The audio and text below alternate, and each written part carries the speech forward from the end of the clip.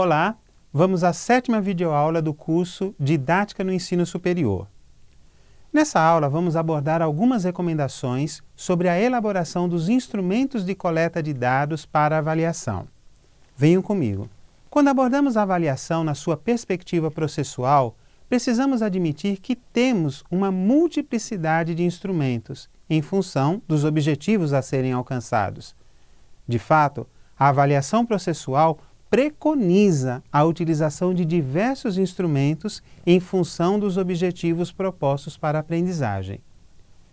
Entre os instrumentos de coleta de dados para avaliação, os mais utilizados no ensino superior são o portfólio, os relatórios, artigos acadêmicos, experimentos, provas escritas, autoavaliação dos estudantes, entre tantos outros.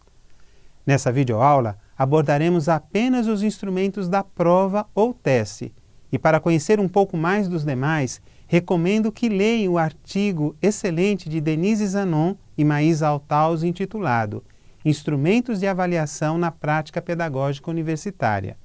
Esse texto consta nas referências desta aula.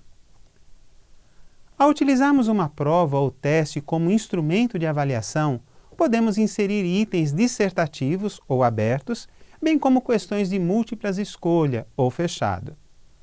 Quais são as recomendações para a elaboração dos itens discursivos ou abertos? Primeiro, precisamos redigir o item delimitando o conteúdo com precisão.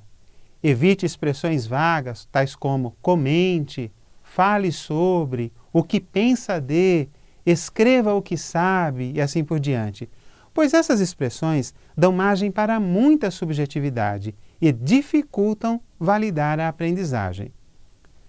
Também é oportuno organizar, logo após a sua elaboração, a chave de correção do item, pois isso possibilita que já na elaboração sejam identificadas possíveis falhas nas questões.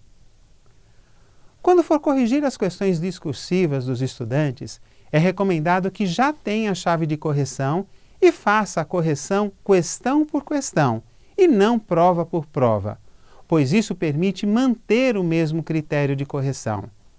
Além do mais, evite interromper a correção antes de terminar a leitura de todas as questões iguais. Sempre que considerar apropriado, faça ajuste na chave de correção. Outra recomendação na correção de provas com questões abertas é corrigir sem identificar os estudantes, para se evitar o chamado efeito halo, em que beatificamos ou demonizamos o estudante. Ademais, quando as provas forem numerosas, é bom reler, de vez em quando, uma das que já foram julgadas, visando manter os mesmos critérios.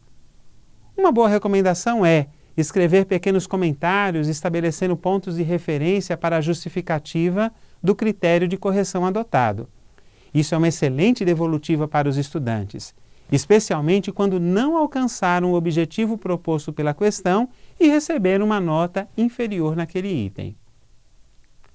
Nas provas, também podemos ter questões com itens objetivos ou com múltiplas escolhas. Quais são as recomendações para a sua elaboração?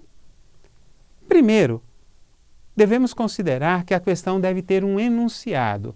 Pode conter elementos visuais, citações de textos, ou então uma pergunta com uma situação-problema para análise. A seguir, deveremos inserir as alternativas. Todas devem ser viáveis e com a mesma extensão de palavras.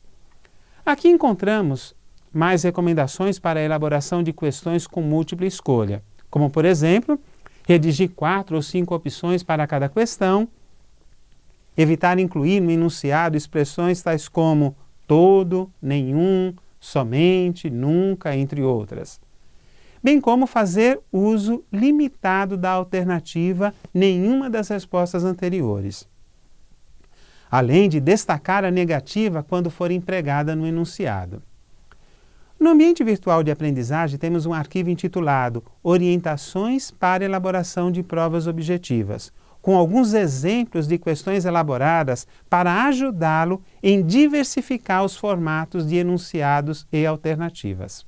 Recomendo, mais uma vez, que leiam o texto de Denise Zanon e Maísa Altaus intitulado Instrumentos de Avaliação na Prática Pedagógica Universitária, a fim de que tenham mais subsídios para a elaboração de instrumentos de coleta de dados para avaliação. Até o nosso próximo encontro.